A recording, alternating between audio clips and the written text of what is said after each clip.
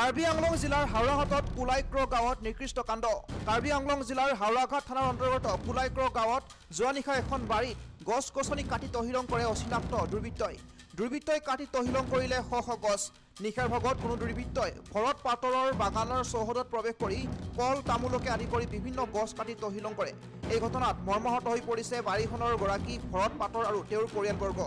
বিগত সময়তো এনেধৰণে বাৰীখনত দুৰ্বৃত্তই গছ কাটি ক্ষতিসাধন কৰিছিল। বাৰীৰ গৰাকীৰ ক্ষতিসাধন হোৱাৰ উপৰিও প্ৰাকৃতিক সম্পদ ক্ষতি হৈ সুস্থ পৰিৱেশ বিনষ্ট হোৱাৰ বাবে গভীৰ উদ্বেগ প্ৰকাশ কৰে আৰু লগতে প্ৰশাসনে দোষীক চিনাক্ত কৰি উচিত শাস্তি দিবলৈ অনুৰোধ জনায় বাগানৰ স্বত্বাধিকাৰী ভৰত পাটৰে।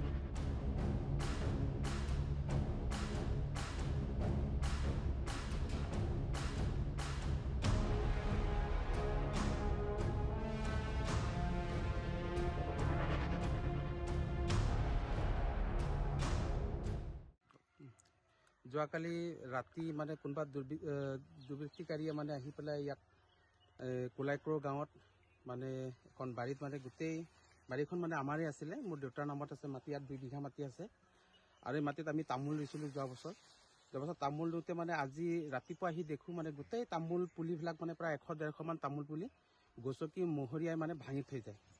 আৰু ভাঙি থৈ যায় মানে কি কবি আৰু আজিকালি চাওকচোন তামোল পুলি পৰ্যন্ত মানে এখেতসকলে ভাঙি সব নষ্ট কৰি থৈ গ'ল।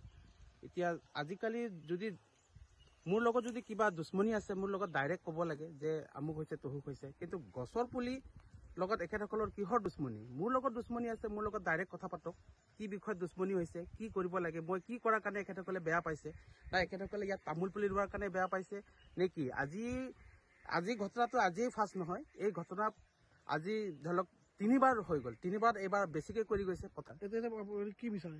মই এতিয়া ৰাইজৰ ওচৰত এটাই বিচাৰো যে ইয়াৰ সঠিক যিজন মানুহে এই অনিষ্টটো বাৰে বাৰে কৰি আছে তাৰ চকু আমাৰ মানে ৰাইজৰ আগত পৰ্দাফাছ হ'ব লাগে। ল'ৰাজন কোনজন মানুহে কৰিছে এইটো মই জানা মতে এজন ল'ৰাই কৰা হোৱা নাই। এইটো নিশ্চয় কোনোবা এজন ইয়াত বেকগ্ৰাউণ্ডত এজন ভাল মানুহ থাকিব, ভাল মানুহৰ উচতনিত এই ল'ৰাবিলাকে কৰি আছে।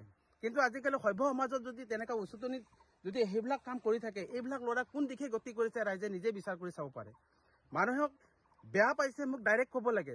বাৰী ঘৰ তামোল পাণ বাৰী নষ্ট কৰা এইবিলাকতো কেনেকুৱা ধৰণৰ দুশ্মনী হ'ব পাৰে ৰাইজে এবাৰ বিচাৰ কৰি চাব যে বিষয়টো কেনেকুৱা কোন দিশলৈ গৈ আছে আজিকালি শিক্ষিত সমাজে।